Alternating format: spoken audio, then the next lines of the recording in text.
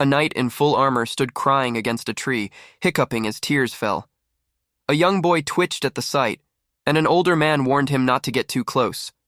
The knight suddenly shouted no and swung wildly, telling them to stay away. The older man told the boy to get back. As the knight slashed at the ground, the boy asked what was wrong. Behind the knight, hiding in a hollow of the tree, was a young girl clutching a dagger and crying. The protagonist had once been an ordinary office worker. For a business trip, he was riding a private train. He checked the weather forecast on his phone and saw it was snowing heavily at his destination. He thought that even though he finally landed a sales job, all the trips were rough. He hoped he could get there a day early. He went to buy some things and ended up in a bookstore's light novel section with anime adaptations. He thought it was funny that he was back to reading stuff like that to kill time while traveling, remembering how back in college he used to check novel websites every day for updates. He headed to the Shinkansen platform, ready to go. Whether it was the thick snow that piled up on the rails or the conductor made an error, he did not know the reason, but his consciousness got cut off right after it all went down. When he woke up, he realized he had been reincarnated as Milimos Nonet, the seventh child of the Nonet kingdom, at the age of 5. A servant called out to him, addressing him as Lord Milimos, and asking if he was having a bad dream since he was muttering about business trips and something else in his sleep. Milimos was surprised that he said something like that. At first he was confused, but if this was really the reality of his situation, then there was nothing he could do about it. 7 years passed and he came to accept that fact. He was now going to be 12 years old that year. Milimos apologized for waking Electum up early, but told him he understood that the war was about to start, so they were sending out the bird. They were hiding in a town near the battlefield. Electum brought out the bird, which looked like an owl or a horned owl, but was apparently called an ibis. After reincarnating, Milimos had gotten obsessed with one thing: magic. He cast a spell to give the bird temporary life and make it fly, commanding it to see and show the view from its hollow eyes to a crystal. Electum was impressed, and the bird flew out over the town. Milimos told Electum to quickly close the window, then activated a magic tool. Electum cast a spell on the crystal, and it began projecting what the bird was seeing. They could now see from the bird's point of view. Milimos noted that the tool worked well since it was a magic tool made by analyzing the technology of the Magic Empire. Electum hushed him, reminding him that the fact they were analyzing the Magic Empire's technology was top secret. Milimos said it slipped his mind. The bird's view showed 2 massive armies coming into view. Milimos said there was no way, that if both armies were combined, it was over 20,000 troops. Rows of armored soldiers stood in formation with shields and swords. Milimos asked if the soldiers were saying something. Electum confirmed it seemed so, but pointed out the bird could not transmit audio. Electum told him to move the bird higher so they would not be noticed. Milimos agreed and cast another spell to make it ascend. From above, both armies stretched across the landscape. Milimos announced the armies were moving and that the war had officially begun. Electum told him to watch closely, explaining that this was the war between the 2 strongest nations in the world, the Magic Empire, Magistri Prunbrul, and the Holy Knight's Kingdom, Mudu Benyarnadal, which had been fighting for 50 years. The Holy Knight Kingdom's troops charged without forming any type of defense. Milimos asked Electum if the Magic Empire would win since the charging knights were just easy targets for mages. The Magic Empire launched a massive magical barrage that devastated the charging knights. Milimos exclaimed that they got wiped out, but the Holy Knight Kingdom's soldiers kept charging through the explosions, surprising Milimos. He said that magic should have taken them down.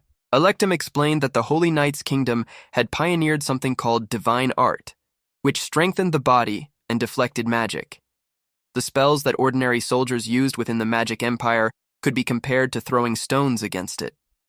Milimos asked if that meant magic did not work on the Holy Knight Kingdom, and then wondered how the Magic Empire even lasted 50 years. Electum told him he would see soon enough. The Magic Empire responded with focused fire, concentrating their spells on individual knights. Electum explained that even divine art could not hold up if hit by a dozen shots at once. He then told Milimos to look behind the front line, asking if he could see the ones carrying massive staves. Millimos noticed large crystal-topped staves and realized they were the magical devices that the bird was based on. The Empire used those devices to pinpoint the knight's positions and unleash devastating long-range bombardments. The bird nearly got caught in the barrage, and Millimos panicked, telling it to fly away. The barrage calmed down, and through the crystal, Millimos saw a lone knight who had survived, breathing heavily amid the destruction. Millimos was shocked, saying that the magic should have been enough to wipe them out. Electum explained that for a normal soldier it would have, but for a knight that magic still was not enough. The surviving knights on horseback charged and cut through the Empire's soldiers. Electum laughed and said that even Millimos' older brothers had the exact same reaction when they saw this. Millimos said this was not funny, and that if those big staves all fired at once, Nonette would burn to the ground in no time. He added that even a single knight charging at them would wipe out their soldiers. Electum agreed, stating that 50 years of warfare between them had reached heights that other nations could not compare to, and that was precisely why no one dared to defy those two nations. He said that was the way of this world, and that watching the war between those two nations was a rite of passage for Nonette princes. Millimos understood now that to keep peace in Nonette, they must never provoke those two nations. Electum noted that considering Millimos' age, it felt a bit too soon for him to come to the battlefield, but Millimos was born into a position where he could not just say that anymore. Millimos had not only been blessed with amazing magical talent, but had also mastered divine art by himself and was made a marshal of the national army at age 12. Millimos told Electum he got it about how big his role was. He had become so obsessed with magic that he accidentally mastered divine art, which led to him being made marshal, and he ended up in a weird position. He had been planning on living a carefree life as the youngest prince since he reincarnated into one. Putting a prince as marshal was just the ceremonial way to put the army under royal control. Still, as an ex-salesman, it did not feel bad to have his effort and talent recognized. He was stunned by how far above those two nations were. Their magic and divine art did not compare to his power at all. Electum told Millimos it was about time the fighting slowed down and that they should leave the lodge. Millimos thought it looked like the battle would keep going a little longer, but Electum said it was getting chaotic and that at this point both armies would soon withdraw for the day. Electum asked if Millimos was really going. Electum warned that even after they withdrew, battlefields were still full of danger. Millimos said he knew it was dangerous, but he was going. He explained that the goal this time was for him to learn the full strength of those two nations, and also to scavenge discarded weapons and armor from the battlefield to steal their magic technology. He reminded Electum that they had gotten the bird and the crystal the same way. Even if it was just on paper, he was still a marshal, and he would do anything, including public projects, to advance Nonette's magical technology. Electum told him he understood, and to be careful. Millimos said it would be fine since he could strengthen his body with divine art, and while not on the level of a holy knight, it would be more than enough. Electum also reminded him that they were only picking up things that were discarded and asked him to refrain from doing anything that would bring them bad luck. Millimos agreed. Electum told him that if by chance they encountered survivors from either nation, they would act as a team collecting weapons for the Magic Empire to bring back to them for paid labor. Millimos confirmed he would not forget that. Millimos, now going by Milo, ran ahead while Electum, whom he called Grandpa Aram, told him not to run. Milo said it was a race. They arrived at the forest, which was farther than expected. Milo asked if Grandpa Aram was all right. Aram said he was not so old that Milo had to worry about him being exhausted without divine art. Milo noted that the bird could not do everything, since it could not record sounds or smells, and wondered if the smell around them was what a battlefield smelled like. Aram offered to let Milo wait if he could not go any further, saying he could take the job alone. Milo refused and said they should go. They entered the forest and found fallen, burned trees and scorched leaves, suggesting there had been fighting in the area. The forest was full of dead soldiers. Milo was shaken at the sight.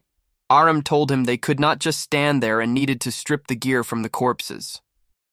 When Milo reached out and touched one of the dead bodies, he recoiled.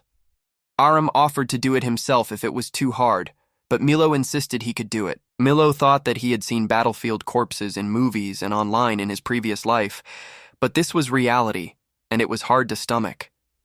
He reminded himself that he was the one who insisted on scavenging despite being warned, and that backing out and having Electum do it all would be irresponsible.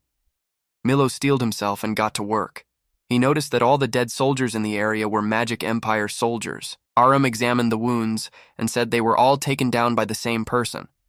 One soldier had killed more than 10. Milo excitedly wanted to collect a Holy Knight's gear too, but could not find any. Aram asked if there might be something lying around. They then found a large armored body slumped against a tree, and Milo realized it was a Holy Knight's body. Aram told him to hold on, explaining that they had to treat Holy Knight corpses with care. When Milo asked why, Aram said this body was a soldier, but knights required different funerary rites, and if they treated the corpses roughly and the Holy Knight's kingdom found out, they would be hunted down. Milo was surprised at how serious it was. Aram said the body needed proper rites before anything else. Milo prayed for the knight's rest, even though it was his first time hearing about this. Aram then explained that taking their short blades and satchels was fine, but it had to be done by the one who performed the rites. Also, if they found a Holy Knight's corpse, they were supposed to raise a smoke signal. Milo was happy they found something useful. Aram said they were not done yet and that the place was huge, so they should keep searching. As they continued, Aram suddenly hushed Milo. They heard a human voice crying. Milo said he could hear a little girl's voice and suggested they check it out, thinking it could be a civilian caught in the fighting. They found another area of carnage with dead soldiers everywhere, their swords and armor cut clean through. Milo noted that whoever did this could cut through sword and armor in a single swing. He recalled reading tons of stories like this in his past life, but was relieved he had not met a super strong girl in this world yet. At least it did not seem like the one who did this was the one they were hearing. They approached the crying sound and found it coming from a knight standing against a tree, hiccuping and sniffling. Aram said the crying was coming from the Holy Knight's corpse, and was unsure what was going on, since once you found a knight, you had to take care of them, whether alive or dead. They cautiously approached. Milimos told Aram not to get too close. Then the knight moved, and a voice asked who they were. They found a young girl hiding behind the knight, holding a dagger. Milo wondered why a kid like her was out on the battlefield, since she was not a civilian. The girl reacted in fear at seeing Milo, assuming he was a Magic Empire soldier. Milo quickly said it was not like that, and that he just found the dagger on the ground. The girl declared herself to be the princess of the Holy Knight's kingdom, Mudu Benyornatal, and gave her first name as Tetutsu Eregiamanya Mudu, the second daughter. She then corrected herself, shouting that her name was Valera Eregiamanya Mudu, and declared that she would rather die fighting than suffer dishonor. A girl announced that she was the second daughter of King Teratutos Eregiamanya Mudu, ruler of the Holy Knight nation of Mudu Benyornatal, and that her name was Valera Eregiamanya Mudu. Mimo was caught off guard by her declaration. A bearded old knight nearby gripped his sword and declared that he would rather die fighting than be disgraced. Valera then tried to challenge them to a duel, but she could barely get the word out, stammering and trembling as she spoke. Mimo wondered if someone had told her to say that, and guessed that was most likely the case. He then told the princess that they were not soldiers of the Mage Empire. Valera sniffled and asked why they were carrying an imperial staff if they were not from the Empire. Mimo's companion, the old man, introduced himself as Aram and said the boy was his grandson, Mimo. He explained that they were laborers who gathered weapons for the Empire and got paid for it. He said he was just an old man near the end of his life who wanted to make a little money so the boy could have a better future. Valera looked at them and realized that their clothing was nothing like imperial soldiers' gear. She said she was relieved to learn they were not imperial soldiers, and she believed their story quickly. Aram and Mimo both noted how fast she accepted their explanation. Mimo then showed her the weapons they had collected as proof. The area around them was a ruined battlefield, littered with the bodies of fallen soldiers. Mimo called out to his grandfather, who reacted with shock. A knight in full armor lay dead nearby, and the old knight who had been with Valera began trembling, unable to believe it. The princess cried out for her grandpa. Aram noted that the dead knight had given his life to protect the princess. He guessed the man had been a royal bodyguard knight, and that he was clearly someone very important to Valera. Mimo reached out his hand toward Valera but hesitated. He thought to himself that he had lived around 30 years, including his previous life, and could use magic and divine art, and had even become marshal of a national army. Yet he could not find a single word to comfort the crying girl. Aram approached the princess and told her they needed to say goodbye properly and offer the dead knight a prayer, or else his soul might lose its way in the afterlife. Valera, still crying, said she knew that. Mimo thought that all he could do was be there for her. He told the princess to let them help, and Aram agreed, asking her to let them mourn together. Valera ran to Mimo and hugged him, crying into his chest. Mimo was completely shocked, thinking that he had never dealt with anything like this, not even in his previous life. He panicked and called out to Aram to get her off him. Valera continued sobbing while clinging to Mimo. He slowly placed his hand on her head to comfort her. Aram arranged the dead knight's body with his sword resting on his chest, and then called the princess over. He told her to give the knight her final farewell, saying that this was a knight who had fulfilled his duty even in death. Valera thanked Aram. Mimo noticed she had calmed down, but thought she would probably cry all over again. Valera knelt beside the dead knight. She held back her tears, not wanting to trouble the dead knight any longer. Mimo thought she was about the same age as him, yet she was so strong. Aram called out to Mimo and told him to leave this to him and go back to their work. Aram told Valera that he would send up a smoke signal from where they were and that he would explain things to the Night Nation soldiers when they arrived and entrust the princess to them. Mimo agreed and began to leave. Valera suddenly stopped Mimo, telling him to please wait.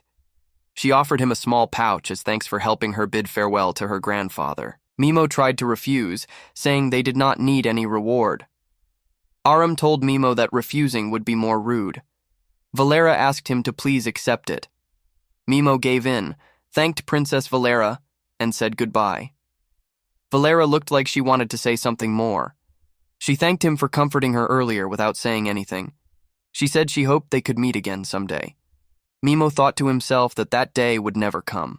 He reflected that the princess of the Holy Night Nation and the youngest prince of a tiny kingdom could never cross paths again.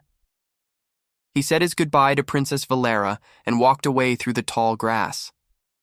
Aram sent up the smoke signal and told Valera that the soldiers should arrive soon. Valera thanked him and said she should have been the one to do it herself. Aram told her not to worry, saying that helping the young was what old bones were for. Valera sat by the dead knight's body and spoke about her grandfather. She said her grandfather had told her that protecting her path as a princess was his life's mission. He had even come with her to her first battle following royal tradition. Even when she got separated from the main camp, he gave his life to protect her. Aram said that their positions were different, but their hearts were the same. He said he too would gladly give his life for Lord Millimos. Knights on horseback arrived, and one of them called out for the princess. Aram asked if it was the rescue party and said they could finally relax. The lead knight spotted Aram and ordered him to step away, then charged at him on horseback. The knight swung his sword at Aram as a warning shot, and the ground shattered around him. The knight told them they had to get out of there. Valera recognized the knight and called out to Familis, telling him to wait and listen, and that he was wrong. Familis asked who Aram was. Valera explained that Aram had helped her bid farewell to her grandpa and had even raised the smoke signal. Familis asked if Aram was not an imperial soldier, noting that from their perspective, someone gathering imperial weapons was aiding the enemy. Aram wondered if he should explain himself. Familis said they had found the princess, raised the signal, and honored their dead knight, and that a true knight would not betray that debt of honor. The knight tossed a bag of money to Aram and told Valera to come along.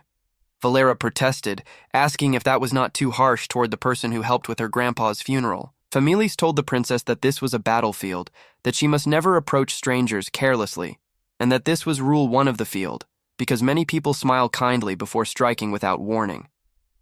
Aram told Valera not to worry and said the gift alone was enough for him, since with it he could afford a warm meal. He also mentioned that he had found some of their fallen soldiers a short distance away. Valera asked Familis if they could bring Aram back too. Familis said his horse Teora could carry 3 in armor, but with himself, the princess, the old man, and the dead soldier, that was 4 people. Aram suggested that Familis take the princess and the dead knight's body back first, and that he would stay behind and raise another smoke signal where the other fallen soldiers were. Familis asked if he was sure, and Aram said it was not much trouble, adding that he was not the only one collecting Imperial weapons out there. Aram also told the knight that for the princess's sake, it would be best to get her back to camp as soon as possible. Familis agreed and noted that Aram was sharp, almost like a soldier himself. Mimo thought to himself that his suggestion had been too insightful for a simple villager. Familis said he would take the offer and escort the princess and the dead knight back first, declaring that Princess Valera's safety came before all else. As they departed on horseback, Familis bid farewell to Aram and wished heaven to bless his good deeds. Valera looked back at Aram as they rode away. Aram confirmed they had gotten back safely and let out a sigh of relief. Suddenly, he sensed someone approaching from behind and was startled, realizing he had not sensed anyone coming. It was Mimo, who greeted him casually. Aram was surprised, asking if it was Lord Milimos. Mimo told him not to sneak up on an old man like that, and boasted that it was a new divine art he had recently discovered. He explained that he could suppress his presence down to that of a plant. Aram was impressed, but also noticed that Mimo had been ready to draw his bow if the knight had made a move on Aram. Mimo held up the weapons he had gathered and said it was just salvaged gear. Aram called him reckless. Mimo said they needed to hurry and get out of the forest since they had sent up the smoke signal. They would take only the good equipment and hand the rest back to the Empire. Mimo noted that their cover story of being laborers had turned into actual work. Aram told Mimo to go ahead with the good gear and start heading back, and said he would hand over the junk first and then catch up. Mimo confirmed the route, noting that since Nonet and Mendacium were enemies, they would take the long way home to avoid being spotted. Mimo headed out, saying it would be a real pain if they stirred up trouble.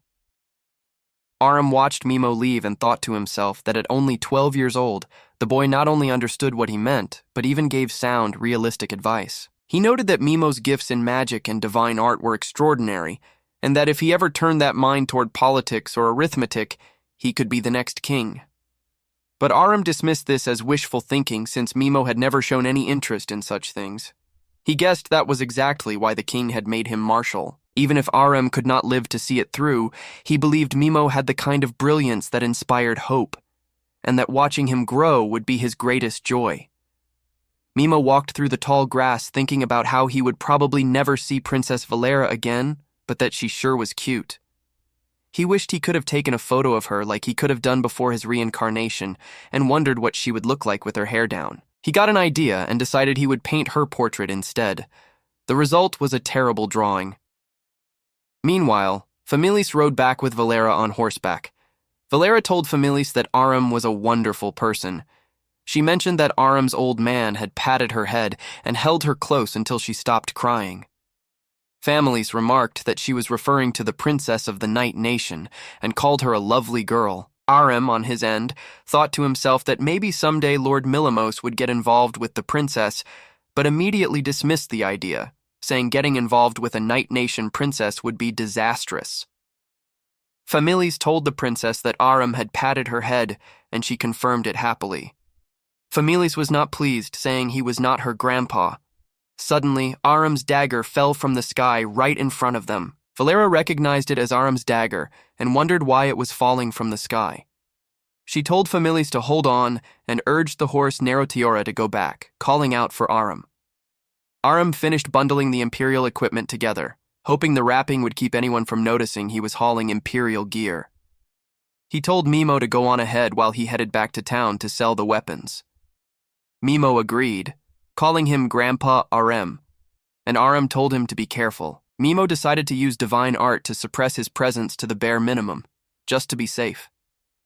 He set off walking and thought to himself that it was always the things you did not want found that ended up getting found, comparing it to hidden magazines under a bed.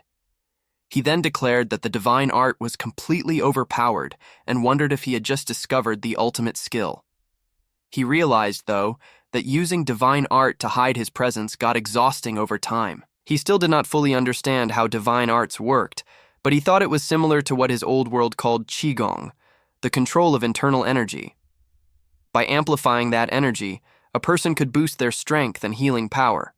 If someone mastered it, they could probably walk through explosions without a scratch. But the present suppression he was currently using worked by minimizing that energy to the smallest level possible. As long as he kept it up, his strength weakened and his healing slowed down. He compared the feeling to carrying a boulder on his back. He realized that even that had potential, though. If he trained his body under this strain, and then later built real muscle and added divine art on top, he believed he would be unstoppable. Mimo thought that divine art still had so much room for research, and that he needed to experiment more. Mimo recalled that he had first discovered divine art 2 years ago, back when he was struggling through hellish training. A man named Sentis was training him, ordering him to run until he dropped, then do sword drills, then spear drills. Sentis told Mimo that once he stepped into the training yard, he was no prince, just another 10-year-old brat. Mimo's muscles never stopped hurting.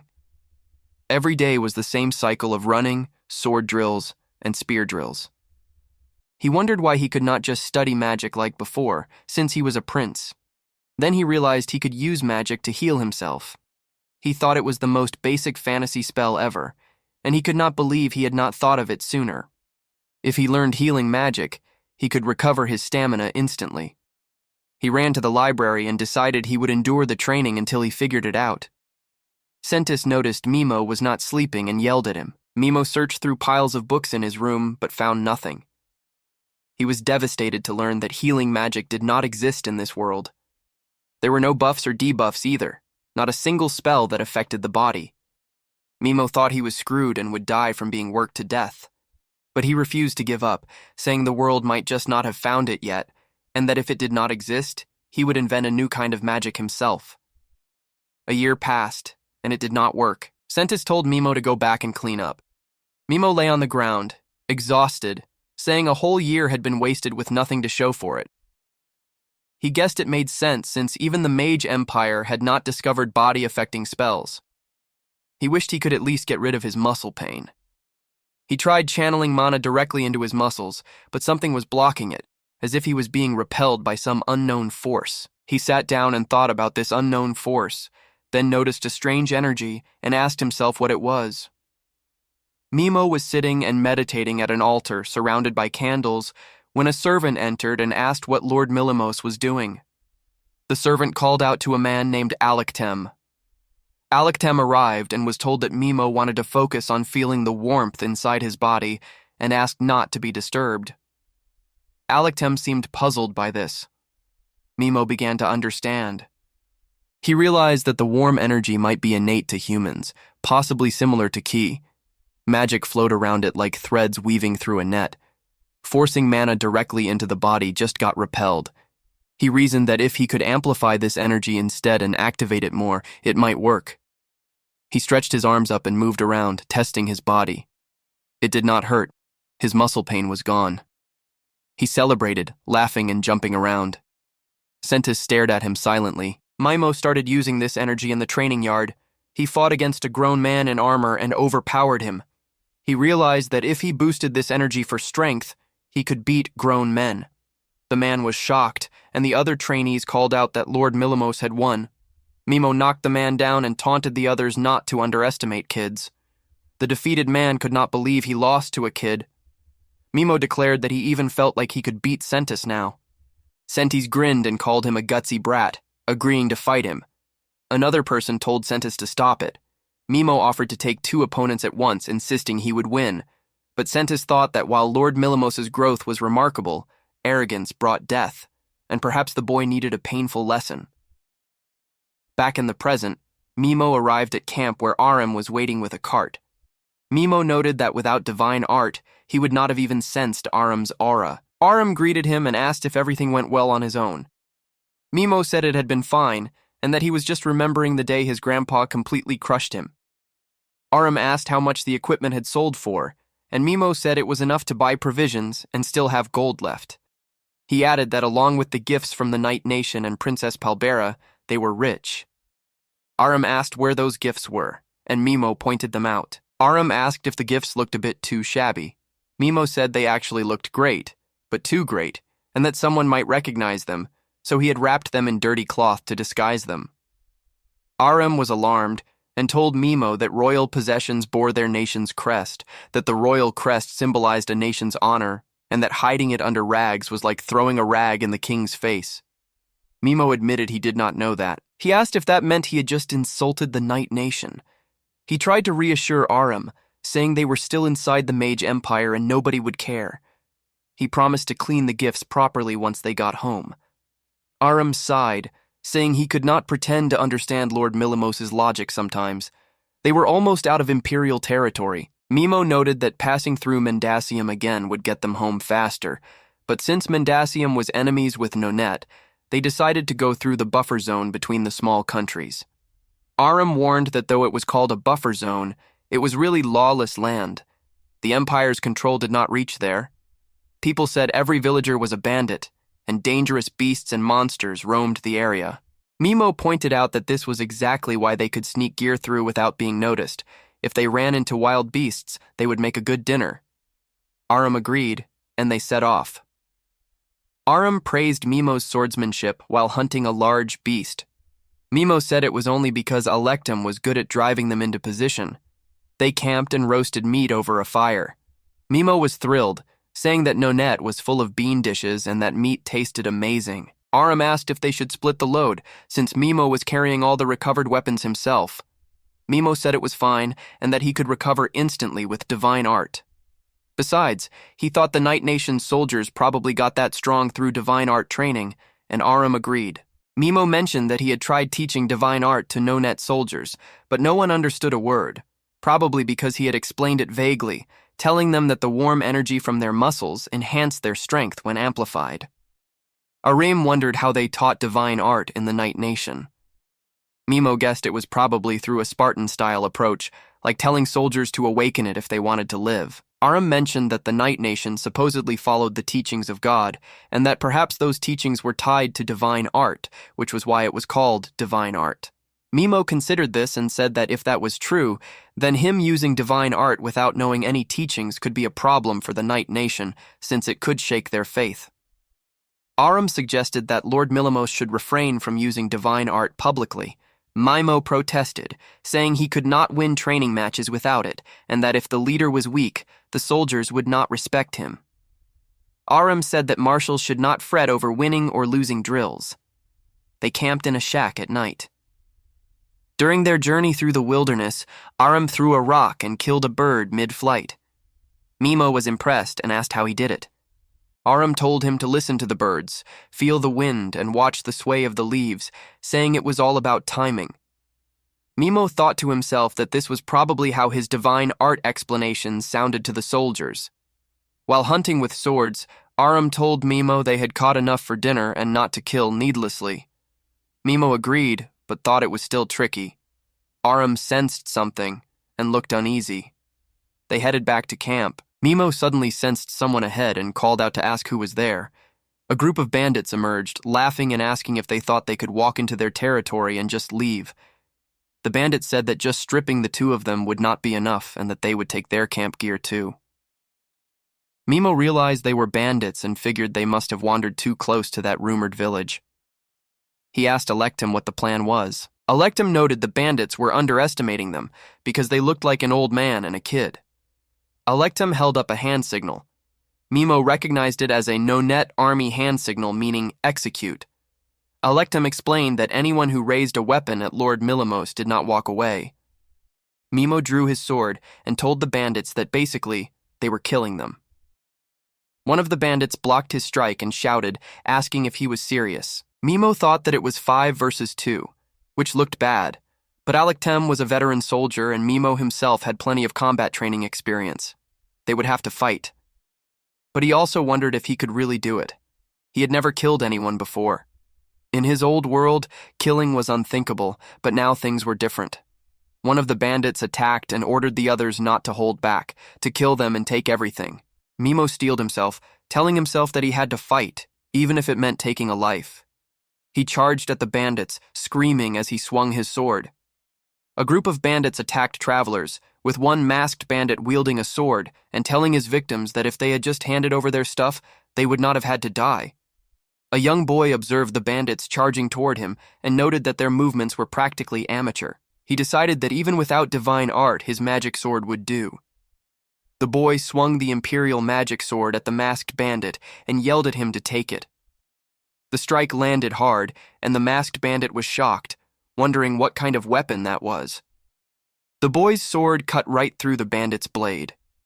The boy was impressed that, as expected of an imperial magic sword, it could even cut through blades. The masked bandit cursed, realizing the boy was not just some brat, and ordered his group to form up, saying they were at a disadvantage if they split apart. The bandits grouped together and rushed the boy. He threw a rock at one of them, knocking him back. The boy thought that while fighting as a group was tactically smarter than fighting alone, that only worked for people trained to move as a unit. An older man with a beard declared that a mob like them would not amount to much. One of the bandits called him out, and the boy mocked the bandit for throwing rocks, calling it cheap. The boy and the old man fought the bandits together. The masked bandit cursed at the boy, but the old man delivered a massive blow, sending the large masked bandit crashing to the ground. The old man observed from the side, noting that with Lord Milimos's smaller build, if anyone grabbed his clothes, he could be in real danger. He also noted that Milimos knew that and had created distance immediately. The old man was impressed that Milimos was keeping calm even mid-fight, and thought that the fruits of training every day were showing. Milimos looked at the fallen bandit and saw the sword was still stuck in him. His hands trembled as he realized he needed to pull it out. Milimos grabbed the sword and yanked it free. Staring at his blood-covered hands, Milimos was hit with the realization that he had killed someone. He thought that he had killed a person for the first time, that he had taken a life with his own hands. He started to feel sick and cried out in denial. His body shook as he tried to process what he had done. Milimos then told himself that he still had not confirmed all the bandits were dead. He forced himself to keep going, thinking that if he curled up now and any of them were still alive, he would be the one who got killed. The old man, Alectum, placed his hand on Milimos's head. Alectum told Milimos that he would confirm the kills and take care of the bodies, and instructed Milimos to swing a branch and keep drilling in the meantime. Milimos was confused, asking about the drilling. Alectum explained that repeating his usual training would blunt the shock and guilt of killing, and told Milimos to trust him on this. Alectum told Milimos to go on, and the two parted ways to handle their tasks. Milimos told Alectum that he was counting on him, and Alectum assured him to leave it to him. Alectum returned after finishing up and found Milimos doing his drills. Milimos said he was feeling a lot better, though his arms were a bit tired. Alectum praised him, noting that he had drilled properly without using divine art. Milimos explained that at first the sensation of cutting came back and made him sick, but then muscle memory kicked in and he felt better, calling it weird. Alectum then said that with this, Lord Milimos had now graduated from his virginity as a soldier. Milimos joked back, asking if graduating by killing a person meant that beasts and monsters were the entrance exam. Alectum laughed, saying that if Milimos could joke, he was recovering. Alectum then picked Milimos up, saying sunset was close and they should head back to camp. Milimos thought that he wanted to rest a bit more, but Alectum was trying to get him away from the area fast. Still a little dizzy, Milimos decided to lean on some divine art while they walked. As he used it, he noticed that his chest suddenly felt lighter. Milimos wondered if maybe divine art could heal the mind too. When Alectum asked if he was all right, Milimos quickly said it was nothing, but thought to himself that he was sure of it, since otherwise he could not have charged through magical bombardment without fear. Milimos thanked the bandits in his thoughts, saying that because of them he had discovered a new power of divine art. He said a brief prayer of thanks. Back at camp, someone called out to Milimos, saying the sky was pretty but telling him to come back. Milimos insisted he was fine, but his companions noted that he was acting tough and pretending he was fine, and that he was too young for liquor. At the royal castle of the kingdom of Nonet, King Chorex Nonet sat on his throne, while his brother Sazdi Avko, who served as chancellor, informed him that Milimos had returned. The king was surprised and asked why Milimos had not yet come for an audience, questioning Duke Avkolo about this. Sazdi explained that audiences were given by order and that Milimos was using the weight productively. He had delivered the recovered gear to research and gone to the well to wash off the road. The king was annoyed, saying that Milimos should greet his king first, and that as a prince he could cut the line. Sazdi noted that Milamos would not even know that. The king grumbled, noting that they had skipped the prince's schooling for the youngest and taught him only magic and arms. He then ordered that Milamos be summoned at once. Sazdi asked him to respect the order. At the well, Milamos was washing off, saying it felt good to finally feel at home. Electum noted that they had been set upon by bandits again and again out there, and that Milamos seemed to have grown less hesitant to cut down a man. Milamos admitted that getting used to it was scary, and that nobody wanted to get used to it, but they did not have that luxury. Electum reminded him that he was the marshal of the army, and that he might one day have to send men to their deaths. Milamos acknowledged that his seat demanded those calls, but wondered if maybe he had taken the marshal's post too quickly. Electum told him that it was because Milamos valued his soldiers that His Majesty had made him marshal.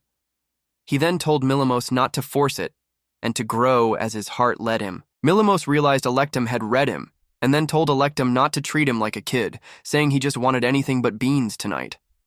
Electum reminded him that beans were Nonet's staple, and that he would have to fix that as a prince. A guard then arrived and announced that Marshal Milamos and Sir Electum were to proceed to an audience. The king told them to raise their heads.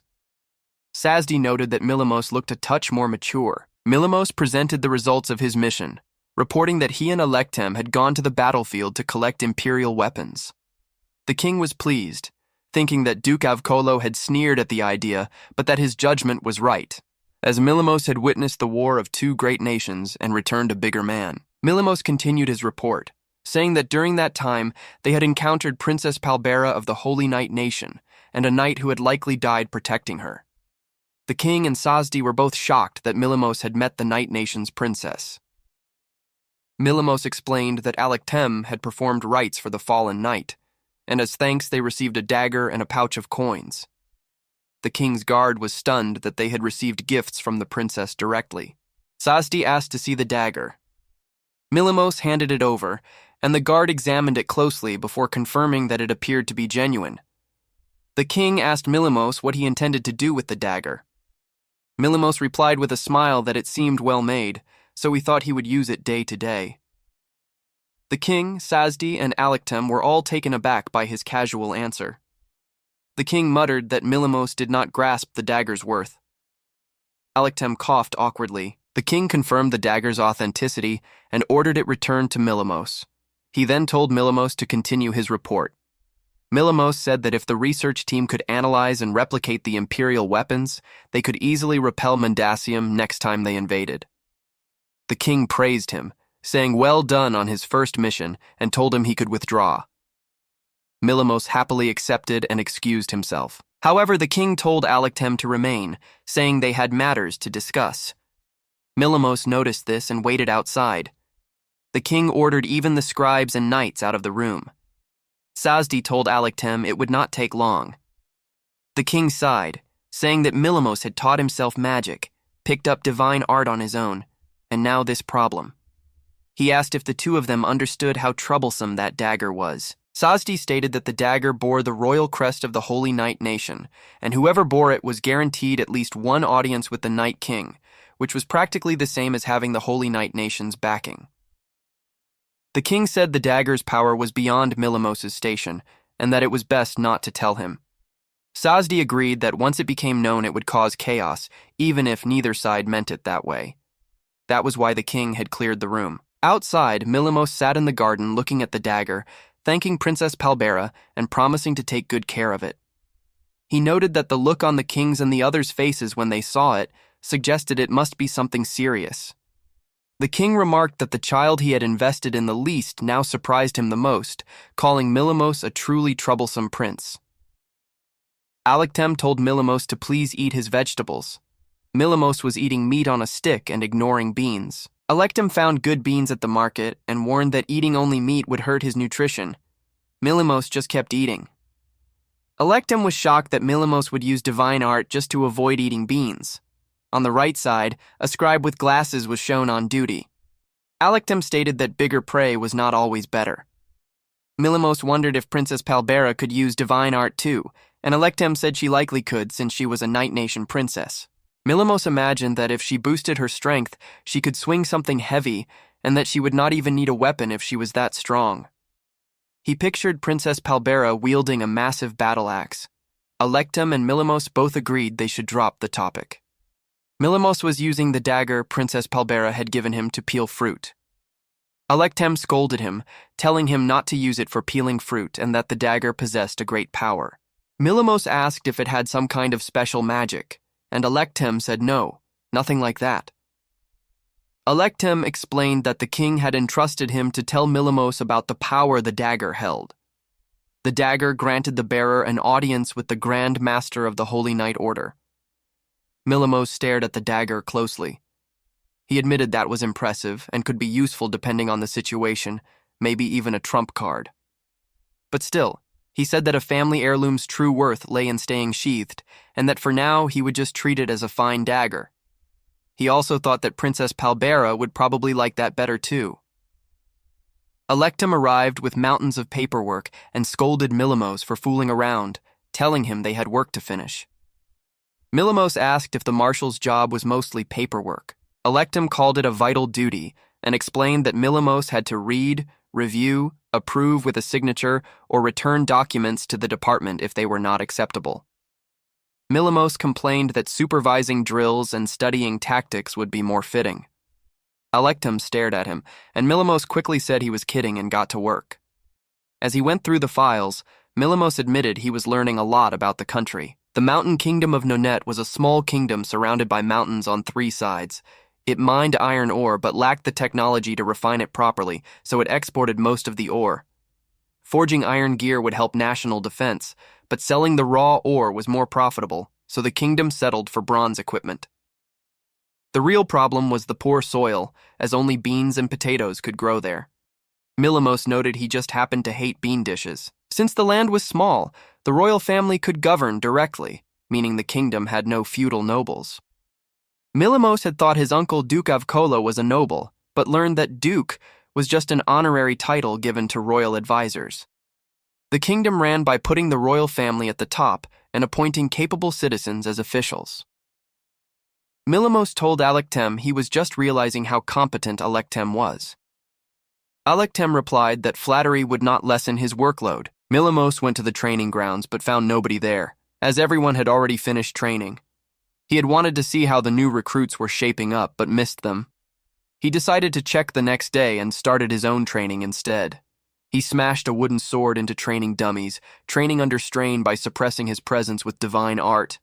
His physical strength was cut in half, making the wooden sword feel like a barbell. He slowly checked each movement, being careful not to fall. He decided to go all out and let out a battle cry, smashing a training post. He fell to the ground, noting it was tough, but good training. 2 new recruits walked by and mocked him, saying someone was stuck doing extra drills and calling him a loser. Milimos noticed the 2 recruits and realized he had not seen them before, figuring they must be new. He thought it was perfect timing and that he would spar a bit to gauge their level. One of the recruits said that no wonder a small fry like him deserved extra practice, and the other asked why a shrimp like him even became a soldier. Milimos burst out laughing, saying it was the best they could come up with, picking on someone smaller with the most cliched bully lines, and that it was so dumb he could not help but laugh. The recruits got angry. One asked what was so funny, and the other told Milimos to understand his place, calling him a leftover punk. The 2 recruits swung at Milimos, but he easily dodged and knocked them both down. He told them that he had trained with veterans for 2 years, and there was no way they could hit him with moves like that. A girl recruit came running over, calling out the names Kane and Gat. She saw the 2 recruits on the ground and asked what happened. Milimos noticed she was a girl recruit. She thanked him for stepping in, saying it looked like they were bullying him. Milimos told her not to worry, that he had been training there for 2 years and was fine. The girl was shocked that he was a senior and apologized. Milimos thought it would be weird to say he was actually the marshal, so he let it go. He introduced himself as Milimos, and the girl enthusiastically introduced herself as Honies. Milimos told her there was no need to be so formal. The instructor, Sentis, arrived and saw the 2 recruits knocked out on the ground. He asked what happened and called out to the recruits. He then asked Milimos if he was picking on the new recruits. Millimos explained that the recruits came swinging first and that he just returned the favor.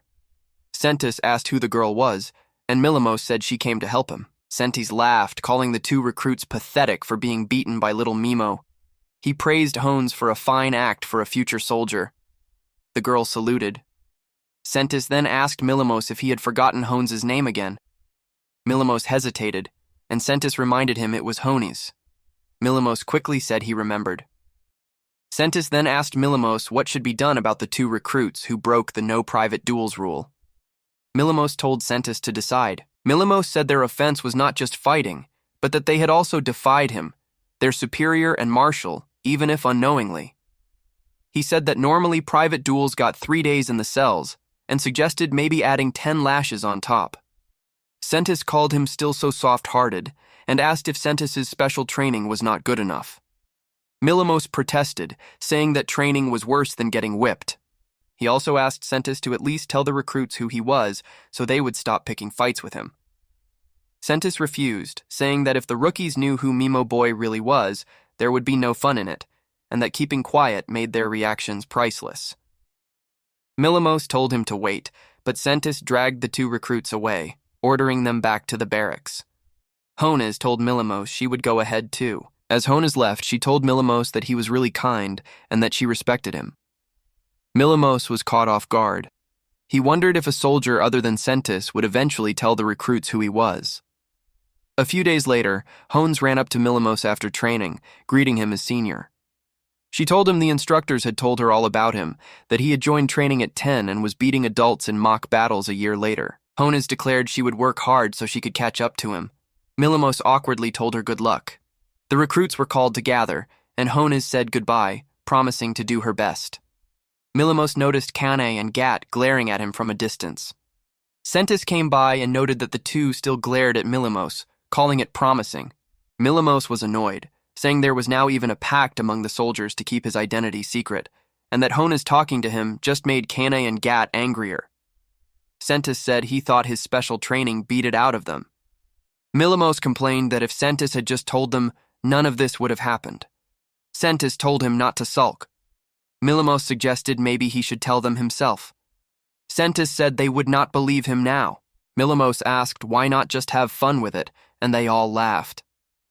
Millimos told Electem that those two recruits still glared at him every time they met, and that Hones talking to him just made them angrier.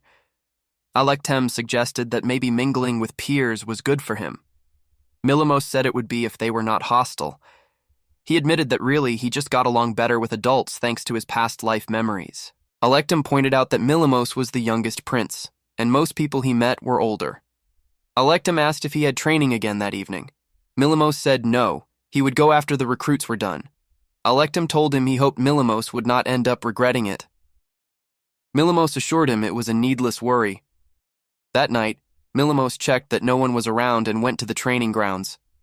Kane and Gat were waiting for him, demanding a mock battle.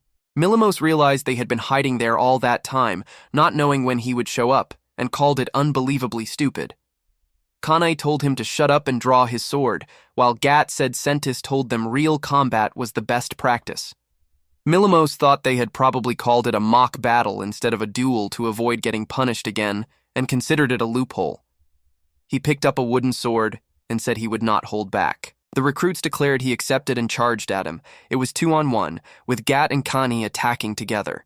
They told him there was no 1-on-1 in real combat, and that Sentis said so. Millimos declared he would beat them fair and square without using divine art. He accused them of just wanting to gang up on him. Kane taunted that running would not save him. Millimos clashed swords with both of them at once, then struck Kane's arm hard, disarming him. Gat yelled at Kane to move because he was in the way. Millimos delivered a powerful kick that knocked Gat down hard. Gat groaned about his shoulder as he fell. Kane also went down, clutching his shoulder. Both recruits lay defeated on the ground. Millimos declared that he won. He offered Kane a hand, but Kane refused it, saying he did not need help. Kane said he was just off today and that Millimos would regret it. Millimos looked at the two beaten recruits and asked why they even wanted to be soldiers, telling them the battlefield was nothing like a petty brawl and that at their current rate, they were just running to their deaths. He recalled Electum's words about how he may one day have to send men to their deaths. He told them they needed to toughen up so they would have no regrets, because he did not want them dying out there. He called them idiots. Honez appeared, saying she thought it was about time they recognized Milimos's strength. Milimos asked if she had seen the fight, and she apologized for Kane and Gat. Milimos told her not to be sorry. Honez then asked him to please spar with her too. Milimos agreed, saying it would not be fair if only Kane and Gat got lessons. Honez was excited, and Milimos told her any time. The next morning, Electum greeted Milimos and asked if he would train again after sundown. Milimos said no, he would join the evening session this time. Electem noted it seemed like a change of heart. Milimos confirmed, saying something like that, and told Electem to work hard until then. Electem sighed and agreed. Milimos noticed there were lots of requests to take weapons into the forest for picking grankled fruit. He learned it was a nourishing fruit that looked like acorns, and villagers near the woods stocked it for winter. He noted it was already autumn, then asked if there was any word from the border fort, since they needed to watch for Mendacium's movements during that season. Electum praised him for thinking of that, and said thankfully there had been no such reports. A soldier burst in with an urgent report. A carrier bird from a Mendacium spy had just arrived. The message read that mobilization toward their nation had begun. Mendacium was on the move. Lord Milimos remarked that it was strange, and that they should have caught Mendacium's movement sooner. A boy commented that it was like speaking of the devil. Either way, he said they needed to respond at once, and urged Lord Milimos to issue orders quickly. Lord Milimos noted that this was his first war since becoming marshal. Nonet was small and surrounded by mountains on 3 sides, so if they held the border forts, the enemy could not invade easily. But that also meant if the enemy broke through, they would be in serious trouble. Lord Milimos ordered them to first send the veteran castle troops to the forts, have them bring spare weapons and rations too, and start immediately as soon as everything was ready. Someone asked if they should summon the reserves as well, noting they only had about 500 regulars, and it felt light to defend a whole country. Lord Milimos pointed out that most of the reserves were old or injured retirees, and even if they called them up, it would just be padding the numbers rather than real combat power. He thought to himself that the fate of the country rode on his command, and that he wanted to believe the gap in forces was not that big. Lord Milimos decided they would first gather intelligence on the enemy army.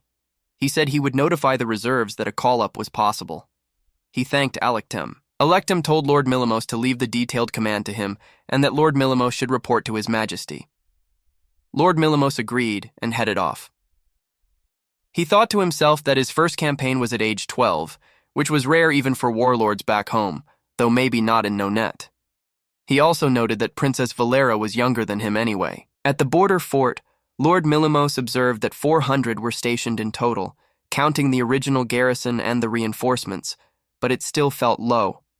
One soldier told them not to worry, boasting that 100 of them had repelled 2,000 before. Another soldier questioned whether the claim of 20 times their number was an exaggeration. The first soldier told them not to chicken out, insisting that 1,000 weaklings would not just breeze past that fort. He also noted that the new recruits were not with them since they were assigned to local defenses. Lord Milimos asked about 3 people, Honez, Gat, and Kane.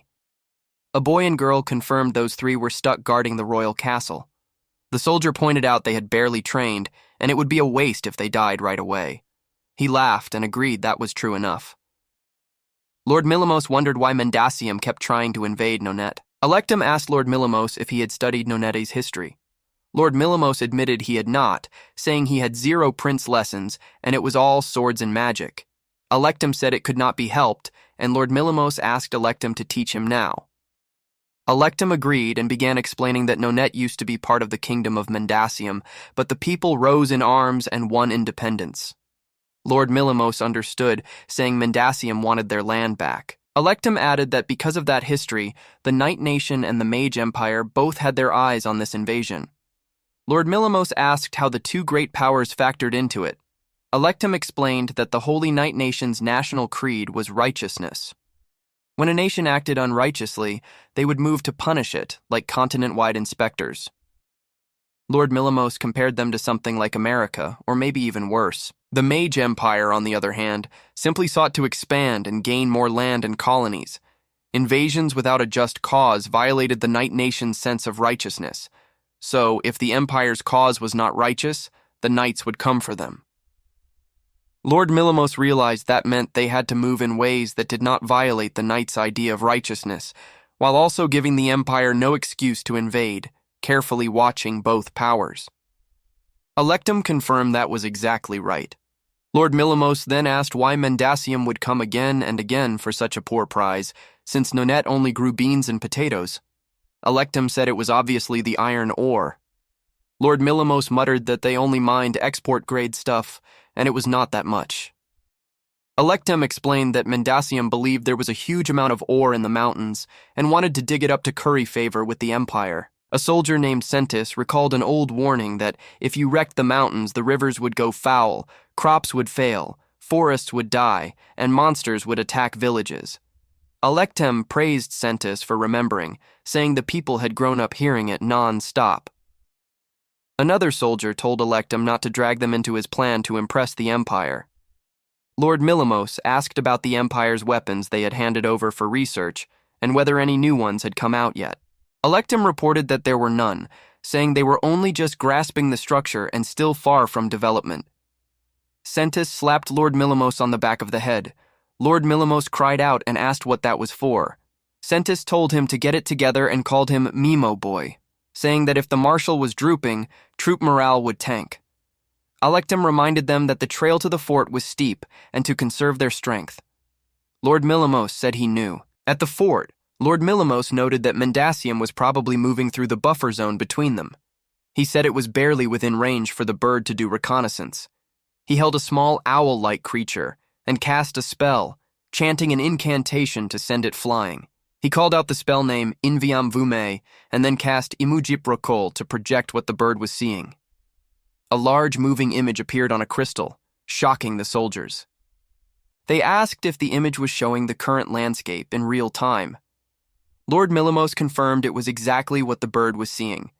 The soldiers were amazed, saying they could now read the enemy without sending scouts, and that seeing the ground from the sky was incredible. One soldier commented that Imperial mage tech was wild. Another asked if this would make scouts obsolete. Electum said not necessarily, explaining that risking lives for intelligence was old school, and it was time for the old-timers to retire. However, he added that the device could not be run unless you had Empire-level magic control, and once the enemy realized they were being watched from above, there were ways to fool it, so it would not replace everyone's skills. Lord Millimos agreed, saying tools were just tools, and in the end, human skills saved the day. He said he wanted the veterans' assessment too. They expected to see the enemy camp soon. Through the bird's aerial view, they could see the enemy camp. The enemy appeared to be resting before entering the mountains. Their head count was around 2,000 to 3,000, mostly peasants in flimsy leather armor. A rain of arrows would be enough to take them down. Lord Millimos noticed their supplies and observed they were set to push through the mountains. He also saw the enemy soldiers laughing over their food and wondered if they were underestimating Nonette since war was about to start. Electum noted that the enemy troops did not look like men ready to stake their lives, that they usually wore heavier armor, and that their gear was too light. He concluded they came believing this would be an easy victory. Lord Millimos wondered if they had a secret trump card. He observed their relaxed faces and light armor. Lord Millimos suddenly spotted something alarming in the camp. A soldier was carrying staves that looked like Imperial mage staves. Electum confirmed they were almost certainly the same as the ones they had scavenged from a previous battlefield. Soldiers in the camp were excitedly trying spells with the staves, noting they could multiply magic power dozens of times. Their general, called Swagger, arrived furiously and beat the soldiers for fooling around with the staves, demanding they keep the staves secret from the other troops. General Swagger ordered decoy supplies placed around the perimeter as a contingency, extra sentries posted against a night raid, and warned that the enemy would go for food stockpiles with fire first. He berated the soldiers for not knowing the price they paid to get the staves, then revealed a whole crate full of mage staves, declaring they would crush the people of Nonette in a single night. Back at the fort, Electum confirmed the staves were the same as what they had scavenged. The bird could not transmit sound, but a single staff could cast the same devastating magic they had witnessed on the battlefield. Lord Millimos said this was a big problem. Some soldiers questioned whether they were overestimating one staff, saying no matter how strong the spell, there was no way it could easily breach the fort's walls. Lord Millimos called them too naive. He admitted that ordinary magic could not do much to these walls, but that logic did not apply to the magic empire. He recalled seeing the staves used in battle, where a single strike gouged the earth with enough force to turn a person to nothing. Electum warned them not to assume the enemy had just one, and to expect dozens or more. Even these walls might not last a day. The soldiers were shaken. With 400 against 3,000 and those staves in play, holing up in the fort was risky. Lord Millimos suggested they should plan to keep the enemy from using the staves at all. A soldier asked how they would counter. Senti suddenly declared that Lord Millimos was rumored to be a military genius and that they were counting on a miracle move. Lord Millimos asked who had said that, and Sentis admitted it was him. Lord Millimos told them not to expect some crazy gambit, explaining this was his first ever battle, and all he could offer was mixing strategies straight out of the manuals. But Sentis asked if he had a plan. Lord Millimos confirmed that he did. Outside the fort, the soldiers commented that the little marshal should have stayed home, and that it was not only a wild plan, but he was joining it himself. Lord Millimos explained that he was the only one who could use the bird, so he was just coming along to check the camp from the sky and boost the success rate. He told them he had chosen the guerrilla squad because he trusted their skill. The soldiers asked if he thought they would fail without him. Lord Millimos said he just did not want anyone dying yet. That night, the guerrilla squad approached the enemy camp. One soldier suggested they just toss their firebombs in now that they were close. Lord Millimos told him not just anywhere and said he would scout with the bird first. He cast the spell again. He observed that the enemy was wary of a night raid, with campfires everywhere and the bushes cleared around the camp. Sentis noted they had pulled night raids and ambushes on them before, and the enemy had learned. It would be hard to get closer without being spotted. Lord Millimos said this much he had planned for. He asked about who could shoot fire arrows, asking if it was Swice. With their guard up like this, tossing bombs directly was a stretch. He then told the group to listen up. The fire arrow's target was the food depot at the edge of the camp.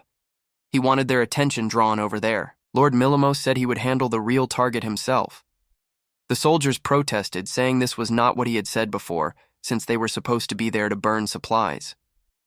Lord Millimos explained the plan. Swice would fire 2 or 3 shots. Then everyone would retreat up the mountain at once, and if they scattered in the unfamiliar mountain terrain, Mendacium troops would not catch them. The soldiers questioned what Lord Millimos was planning, accusing him of cooking up something dangerous. Lord Millimos told them to just leave it to him. One soldier pressed him, asking what he was planning, saying he knew Lord Millimos was strong, but still worried. Lord Millimos told them to relax and that the odds were in their favor. After all, he said with a smile, I am a military genius. Sentis grabbed Lord Millimos and roughed him up, calling his claim of just accompanying them a lie and saying he had planned this from the start. Sentis told Lord Millimos not to die. Lord Millimos promised he would not. The soldiers declared that when this was all over, they were throwing a feast on Mimo Boy's tab, and someone suggested breaking out the Royal Reserve wine. Lord Millimos protested that he could not even drink yet. Fire arrows struck the Mendacium camp, setting the food stores ablaze. The enemy soldiers panicked, shouting that they were under attack and calling for water as the food burned. They realized the Nonet forces were firing from the forest. Lord Millimos ordered his squad to fall back. The Mendacium soldiers spotted that the attackers had retreated deeper into the woods and gave chase, yelling not to let them escape. The Mendacium pursuers lost sight of the Nonet squad as they scattered through the trees. One enemy soldier cursed that they had gotten away, while General Swagger raged about the mountain monkeys of Nonet and ordered his men back to camp. Lord Millimos observed through his bird that Sentis's team had escaped safely. He noted that the real mission was now beginning. Lord Millimos had infiltrated the enemy camp alone using a concealment spell. He thought to himself that he knew the enemy could not possibly find him, but his heart was still pounding. He cursed the Nonet soldiers under his breath. General Swagger was nearby, swinging his weapon furiously and vowing to cleave the Nonet forces clean in half next time. He warned his subordinate to watch it, reminding him that the weapon was meant to kill no-net soldiers. The subordinate stumbled and fell.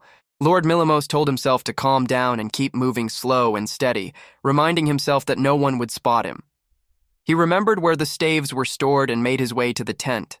He was relieved to find there were no guards. He thought that all he had to do was torch the staves with a firebomb and the mission would be complete. He looked at the crates full of mage staves and paused. He decided he could take one as a souvenir and called it war loot, grabbing a staff excitedly. Lord Millimos decided to cast just a small spark spell to set the staves on fire. He chanted an incantation calling forth warm light, using the spell Palness. The spark ignited through the staff and a massive fire erupted, far larger than he expected. Lord Millimos screamed that it was hot and fled from the tent as the flames exploded outward. The Mendacium soldiers shouted that the tent was on fire. General Swagger realized the enemy was still nearby and that the mountain attackers had done it. He ordered his men to put out the fire. Lord Millimos panicked, realizing that what was supposed to be a match-sized spark spell had turned into a huge blaze because of the staff amplifying it. He told himself he had to run. The enemy soldiers screamed to find him and not let him get away. Lord Millimos fled the camp, breathing heavily and thinking he was finally safe. He muttered that the staff was a cursed piece of equipment. He realized he needed to regroup with the others, but hiding his presence while running had drained him completely.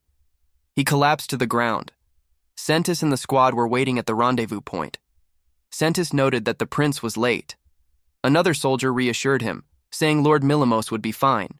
They then spotted figures approaching and could not tell if it was Lord Millimos or pursuers. Sentis told everyone to stay sharp.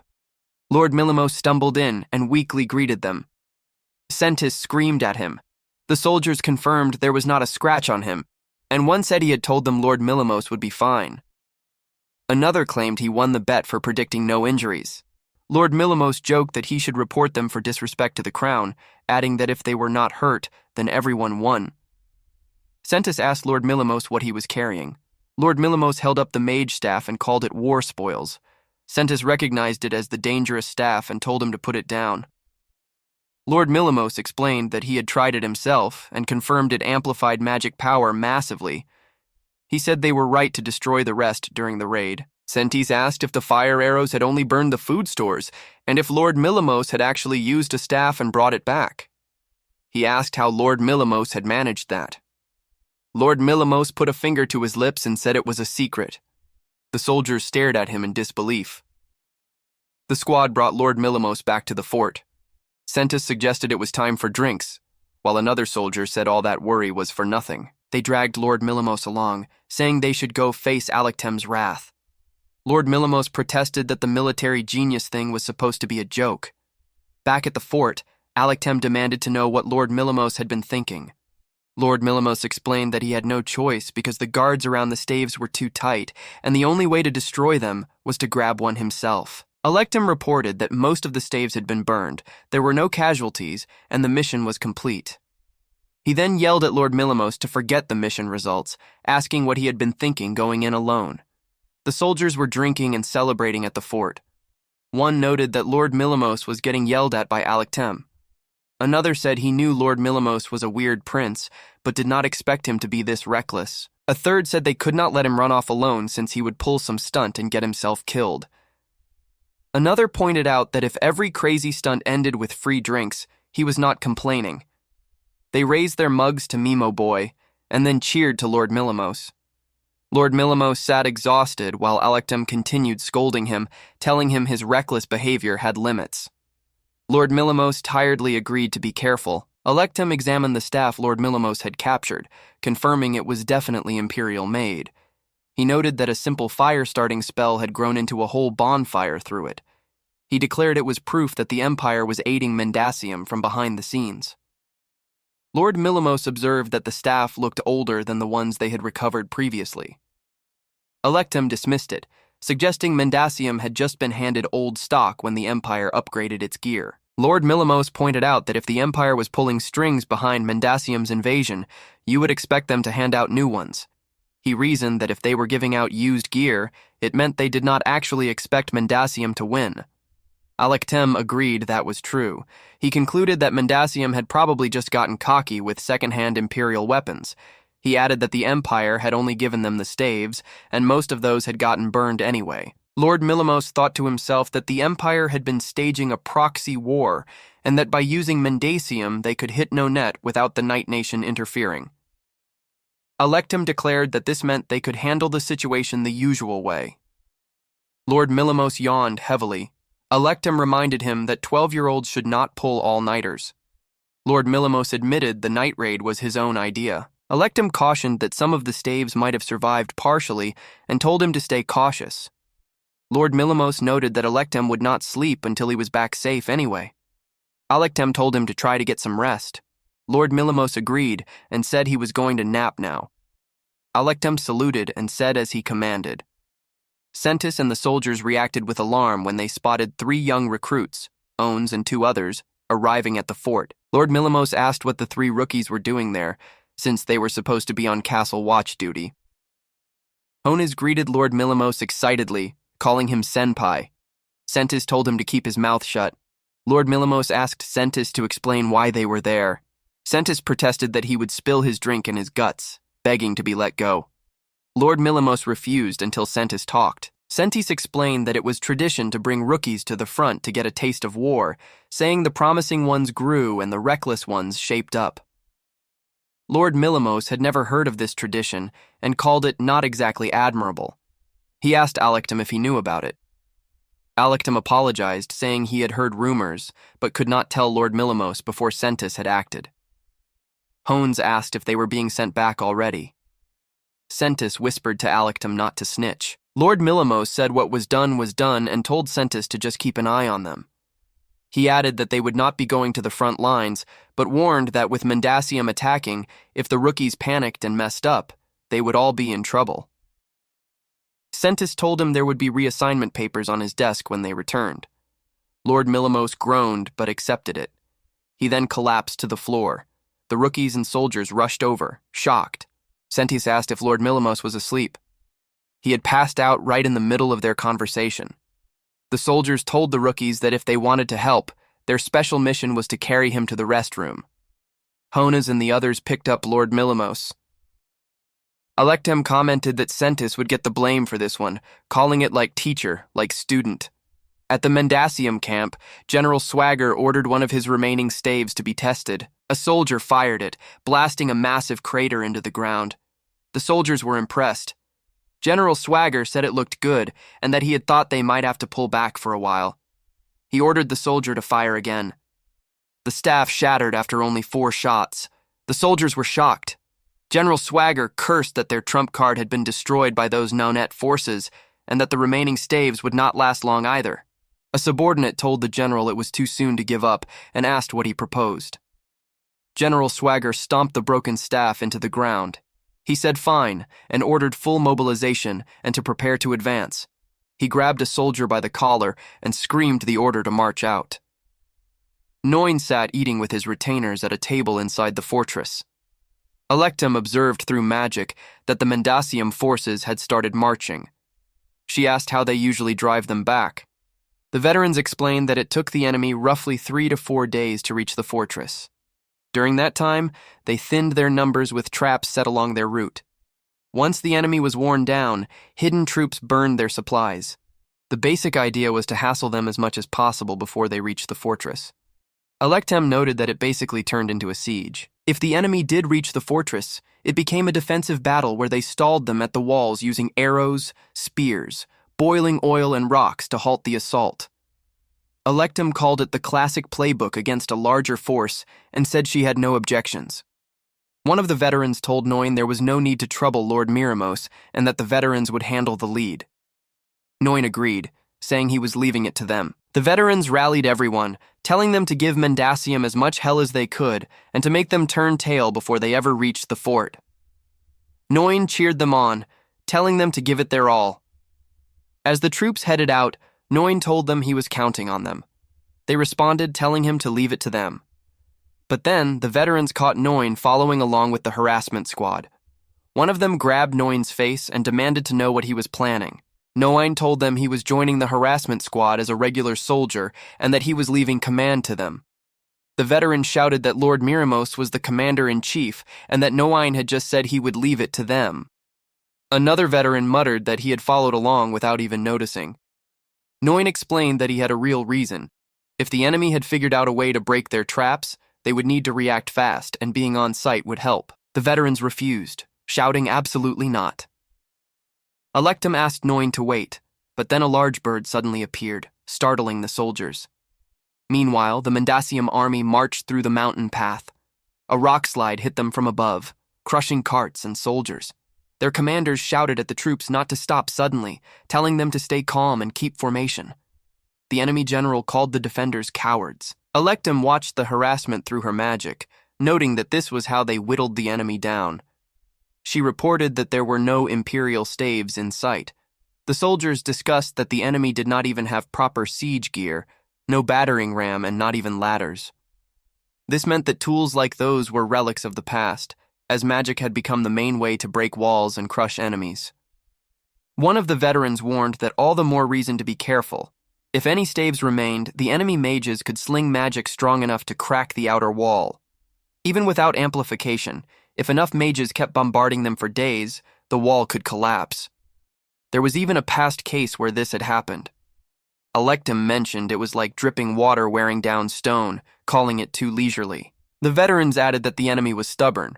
There was a time they kept at it until snow fell.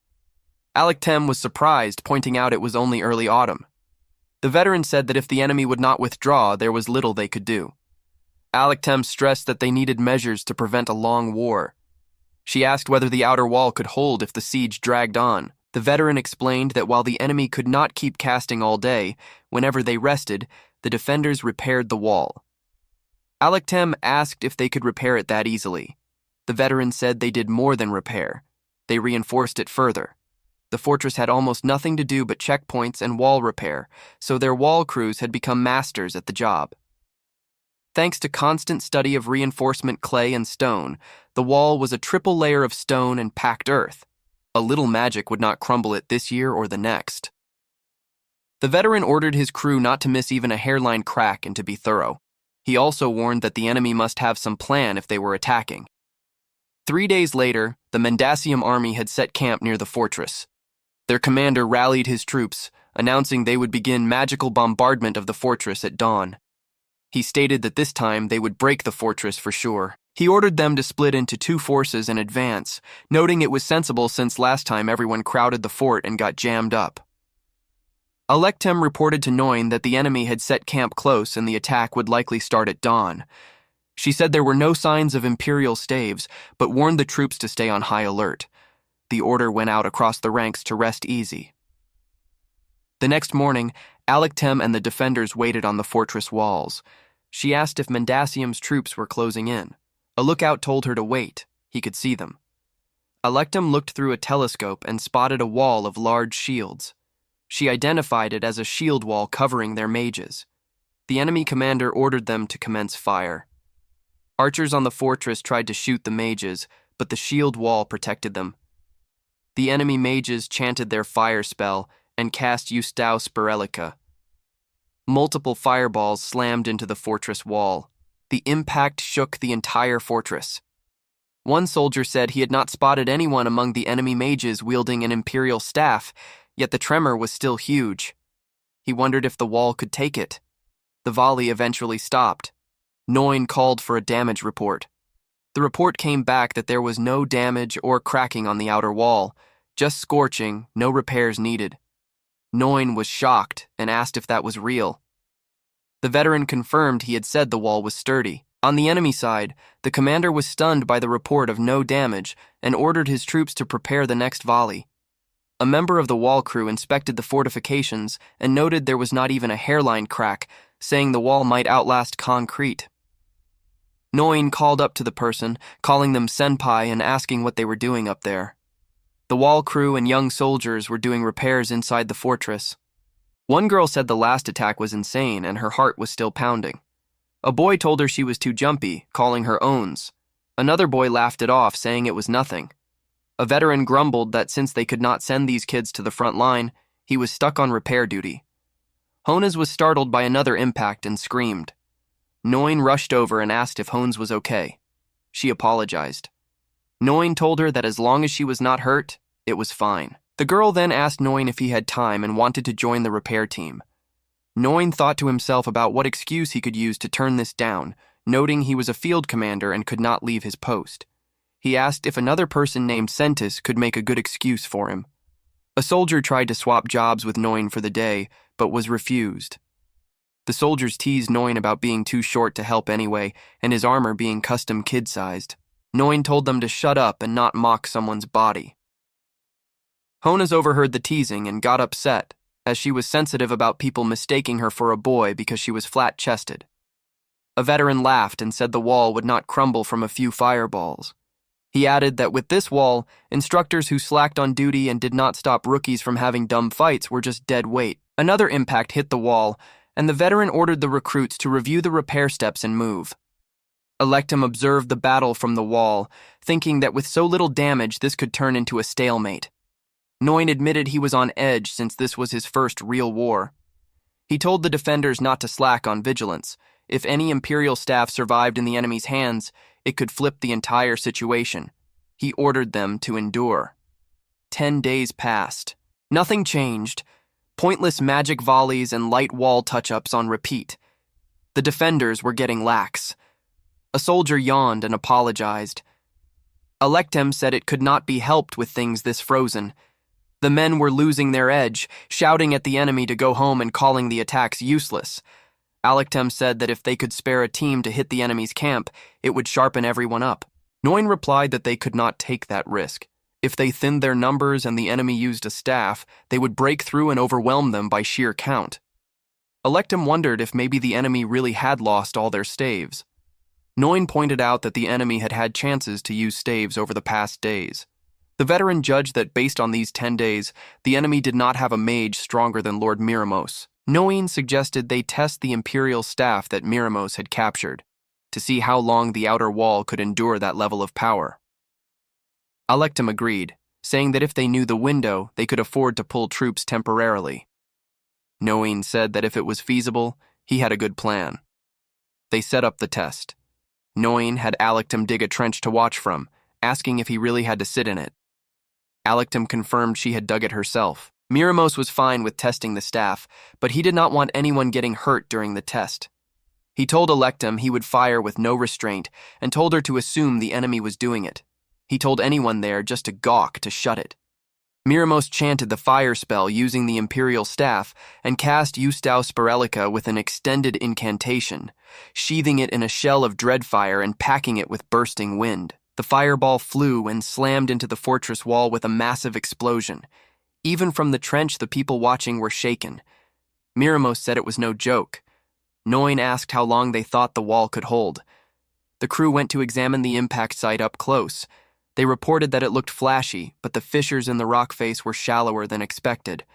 At the current rate, even dozens of hits should only strip the wall's first layer. Alectum exclaimed that it looked manageable. On the Mendacium side, the general cursed, calling the defenders bean-eating no-net apes who were mocking them like idiots hiding behind a tough wall. He complained that no matter how much they blasted, the defenders fixed it right away. Their plan had been to open a big crack, then smash it with any staves they had left. But their food for the retreat was running low, and they could not drag the siege out. A woman officer told the general that they had kept losses low but needed to act. She proposed committing every remaining staff to pierce the gate in one concentrated strike. Another officer warned that gates were built expecting to be broken, and even if they breached, there would be an ambush waiting. The woman insisted that even so, if they wielded mage staves, they had to win, or Mendacium had no tomorrow. The general cursed the politicians for sweet-talking the king and signing deals that sold out their land for profit. The other officer said he would pretend he did not hear that because he agreed. The woman apologized. The general told them to think on it overnight, feed the men well, let them rest, and stay on guard against another night raid. That night, fire arrows rained down on the Mendacium camp. Someone shouted it was a night raid. The general was caught off guard. Soldiers pointed to the ridge and called for return fire. The Nanette raiders fell back. The general asked about casualties, a few farmer soldiers wounded and some tents burned. He called the defenders sneaky apes, but said it was a good thing they had stayed alert. Then they noticed fire on the far ridge and realized it was their rear camp burning. Electem called it a huge success. Noin agreed. Electem explained that the enemy had kept their supplies in the rear and hauled them forward in batches. Now they only had what was already up front. Noin realized this meant no more long war. The question was whether the enemy would retreat or attack. The Mendasium general was furious. He stared at the burning rear camp and ordered that at dawn they would deploy the staves to the front and spear the gate. The woman officer was startled. The general declared a full assault. The Mendasium commanders assessed the damage from the night raid. They noted that the enemy had slipped past their flank and torched the rear camp, and they could not even detect them. The smartest assumption was that the rear camp had been reduced to nothing but ash. The issue now was their rations.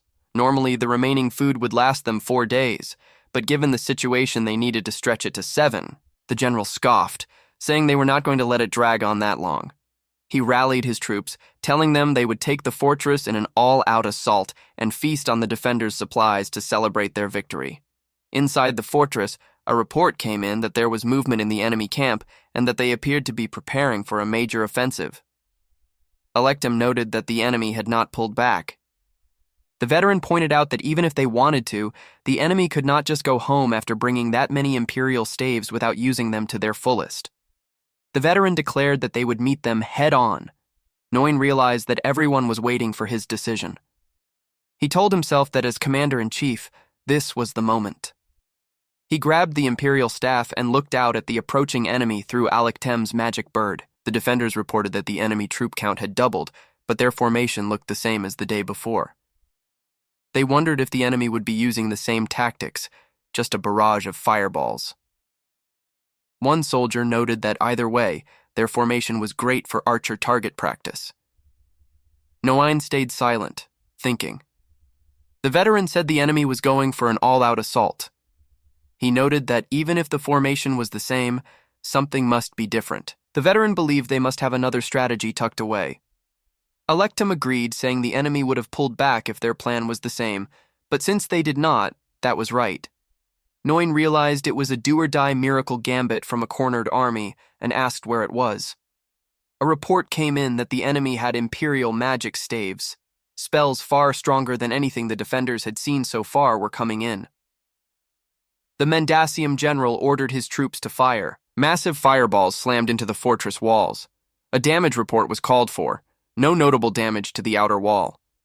The Mendasium general was shocked but shouted that they could do it and called for one more shot. Gate damage was confirmed. The defenders realized the enemy was planning to smash the gate and then charge through. One officer warned that the enemy would suffer major losses, but said the fact that they were willing to do this meant they could not be underestimated. It was 2,000 plus enemies against roughly 400 defenders.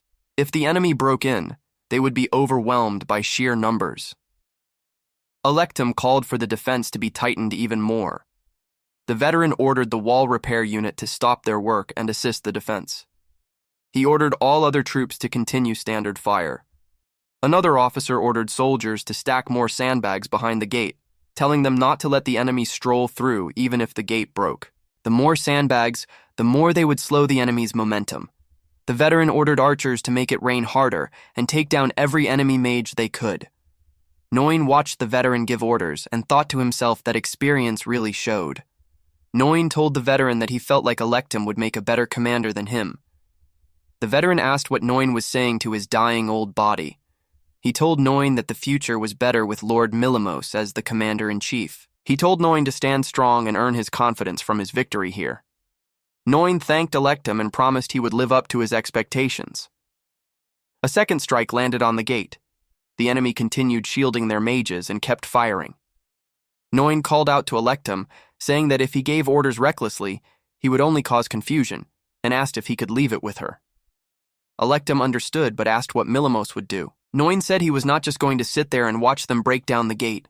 He declared that if they hit him, he would hit back. Noin raised the Imperial staff and cast Estau Spererica. The fireball flew from the fortress and slammed into the enemy lines. The Mendasium soldiers were shocked that the defenders had Imperial staves too. The blast blew their mages sky high. The defenders cheered that they did it. But the enemy's attack was not blown away.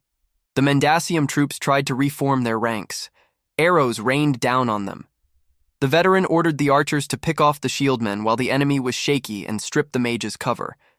Noin decided he should switch spells too.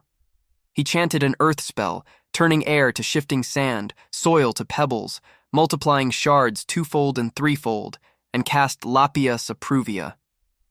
A barrage of stone shards tore into the enemy lines, shredding shields and soldiers.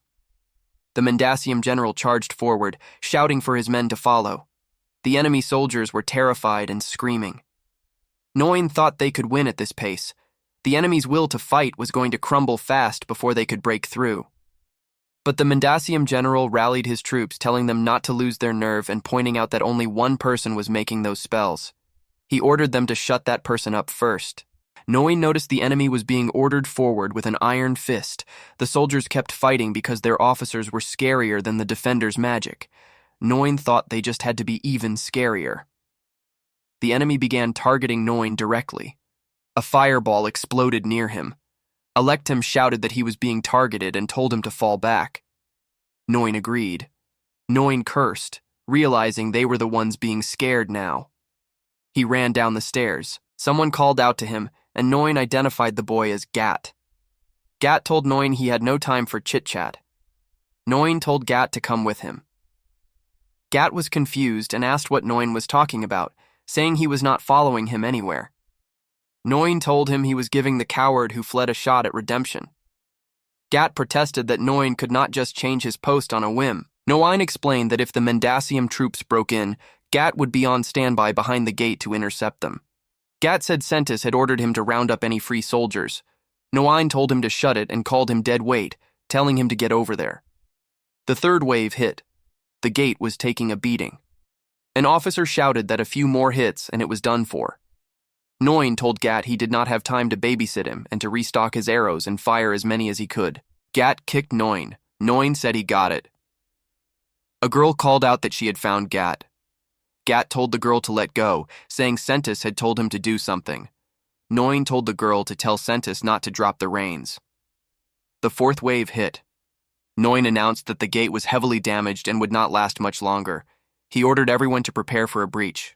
Hun sat on the ground trembling, saying she was scared and that they all were.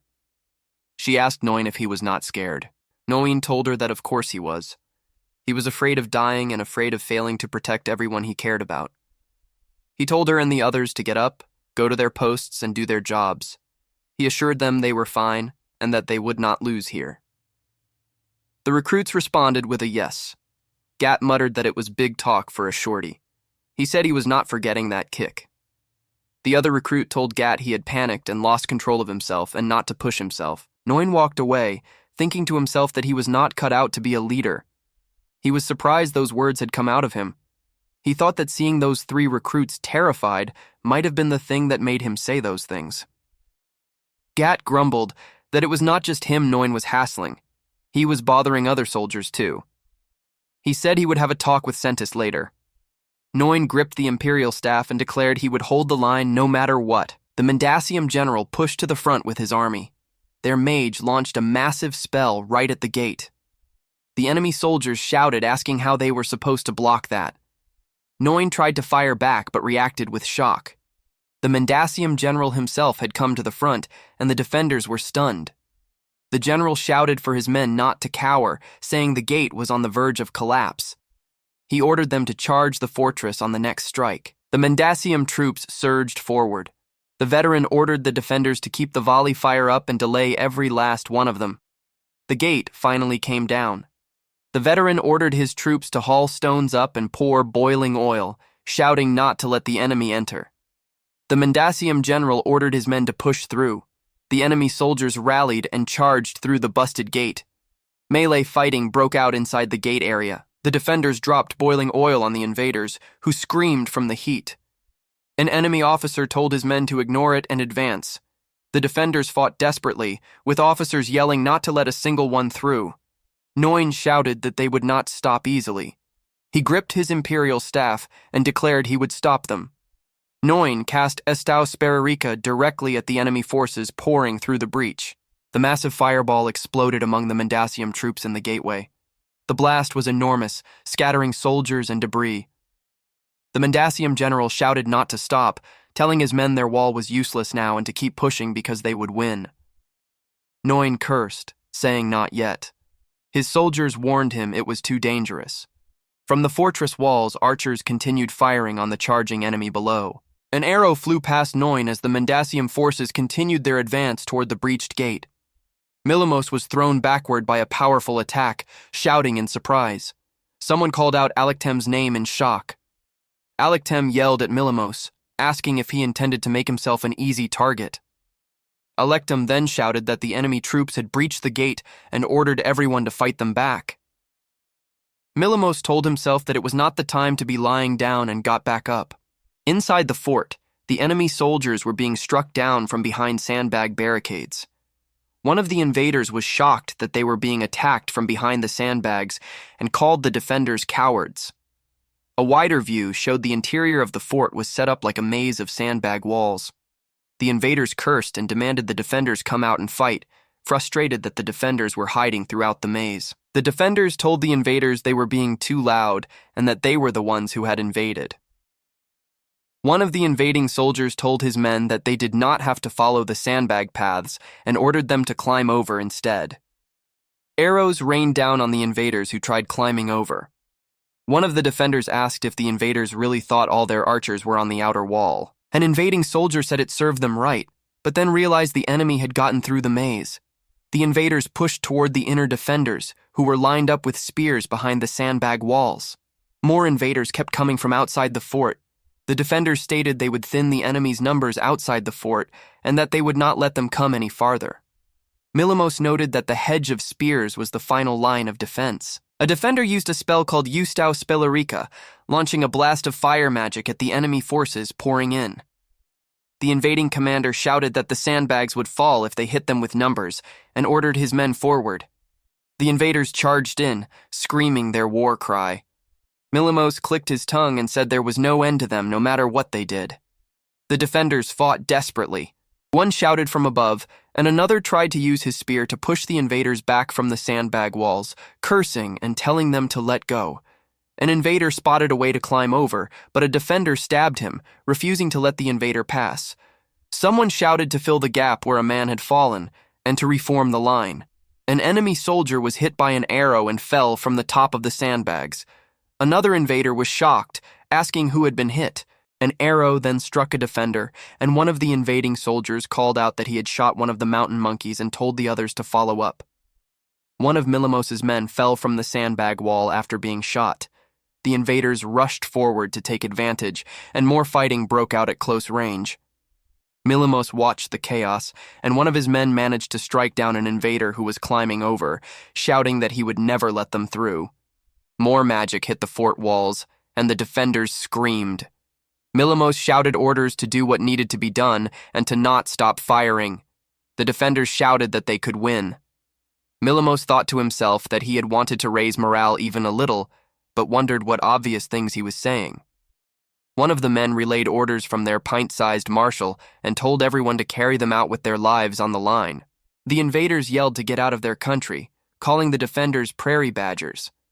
Millimos thought to himself that at the current rate their own losses would keep climbing, and that there had to be a better plan. Millimos noticed something. He realized that ever since the gate had been destroyed, the enemy had not used any magic. He wondered if it was because they would hit their own men with the fire. Then he thought about it more and realized that was not it.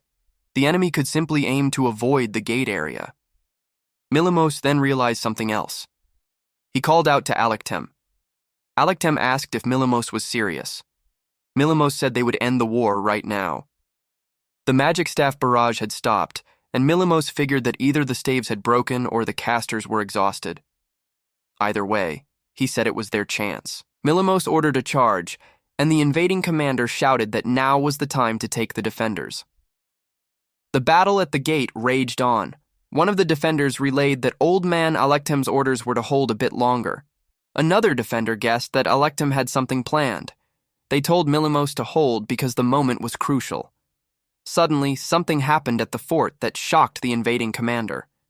Milimos stood on the wall, looking down at the invaders. The enemy soldiers were stunned, with one asking if that child had really had them on the ropes. The invading commander recognized Milimos. Milimos began chanting a spell, reciting the words for dust to sand, sand to earth, and earth to pebbles. Alectum shouted that they would get caught in it and ordered everyone to fall back. The invading commander declared that even if he died, as long as his army won, it would be enough. He said that before the defenders could reform, the 1,000 soldiers behind him would break in. He noted that the defenders had broken formation so the spell would not catch their own defense. Milimos cast the spell Lapius Appluvia, launching a massive attack.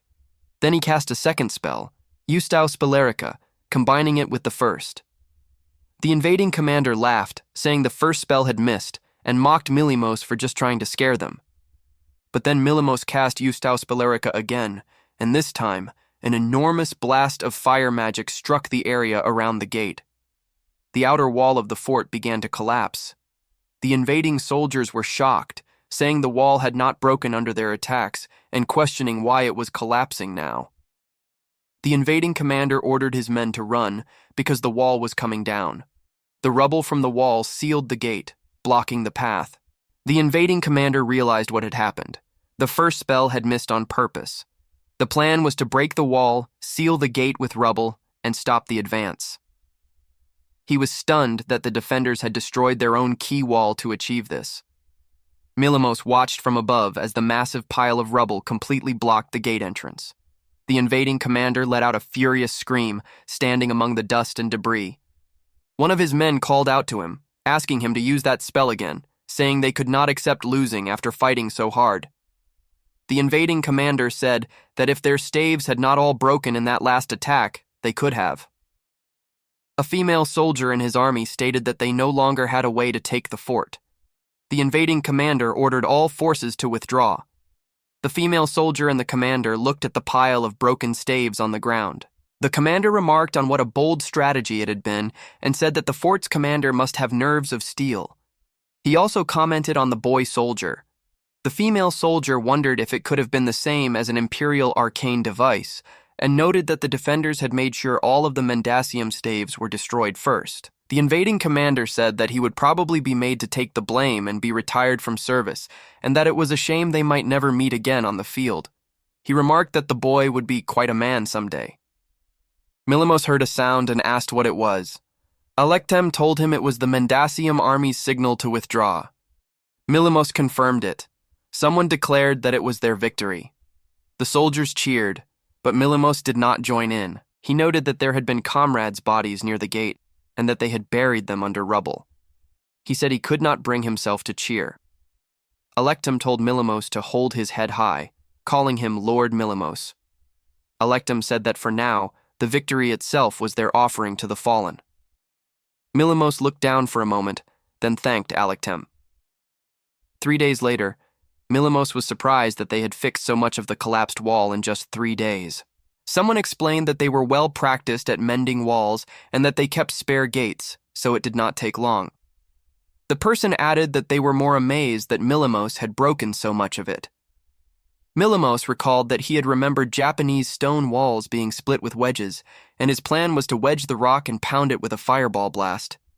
Someone noted that even with a magic staff amplifying his power, controlling the stone was no easy feat. Milimos said it was nothing to brag about. He said that if he had properly destroyed the enemy's staves, the gate, and the wall sooner, they could have saved 100 comrades. Alectem told him that was the wrong way to think. He said Milimos had protected the lives of those who survived with wit and courage, himself included, and all of them. A girl ran up calling Milimos senpai and said that her repair crew had also helped repair the wall after the fighting. The other crew members pointed out that the repair crew's job was to work after the fighting. The girl said she did not remember signing up for repairs. One of the crew members told her to be quiet, saying she had not fought anyway, so she was on repair duty by default. He called her short and dumb. Another person scolded the crew member, telling him to watch his mouth with their senpai. Milimos laughed at them. One of the men said that when Milimos made that face, he was plotting how to punish someone. The others got scared. Milimos laughed and said the one getting punished was Sentis. Milimos kicked Sentis, telling him that reports had come in confirming that Sentis had skipped wall repairs. Sentis cried out in pain. Sentis sighed and told Milimos not to worry about it, adding that he thought Milimos did a good job. Milimos looked at Sentis seriously. Sentis told Milimos that next time he should put him somewhere he could really shine. Milimos protested, saying he never wanted something like this again. Sentis said that even if they had to fight, he would make it so they won easier. A figure in dark armor watched the conversation from a distance. Milimos prayed from the bottom of his heart as they sent off the fallen. About 100 Nonet soldiers' remains were sent home, swapped with supply loads. Even though they were already gone, Milimos felt truly sorry that they had buried them under rubble. They still had the Mendasium corpses to deal with as well. There were nearly 1,000 of them, and since burial was their custom, the Nonet side could not cremate them. For the time being, the bodies would have to be stacked outside the fort. Most of the dead were lightly equipped peasant soldiers. Milimos thought to himself that he did not even feel hatred for the people who had killed their own comrades. He thought that, in the end, they were all victims of the war. He wondered if maybe he had become numb to death, then laughed it off, saying there was no point putting that in the report. Alektem asked Milimos if he was making progress, while dumping paperwork on him. Milimos complained that just because they had time before returning, Alektem should not dump paperwork on him. Alektem told him not to worry because once they were home, it would be nothing but paperwork anyway. Milimos groaned that he did not want to go back. He then joked about just living in the fort all winter. Alektem warned him that it would mean being snowed in with no fresh food and boredom as the greatest enemy. Milimos quickly agreed that they should go home already. Milimos said that once he was back, he needed to ask the research division how the Imperial weapons analysis was going. He hoped they would have some results. Alektem explained that if Mendasium spies had slipped in, they might strike when the fort was thinly manned. Because of that, they would stagger returns in small groups over several days. He told Milimos they would be more than 10 days out. A carriage was ready, and someone said they were heading to Nonet. Inside the carriage sat a man identified as Fun Soroya, an executive of the arcane empire magistry Brumplu.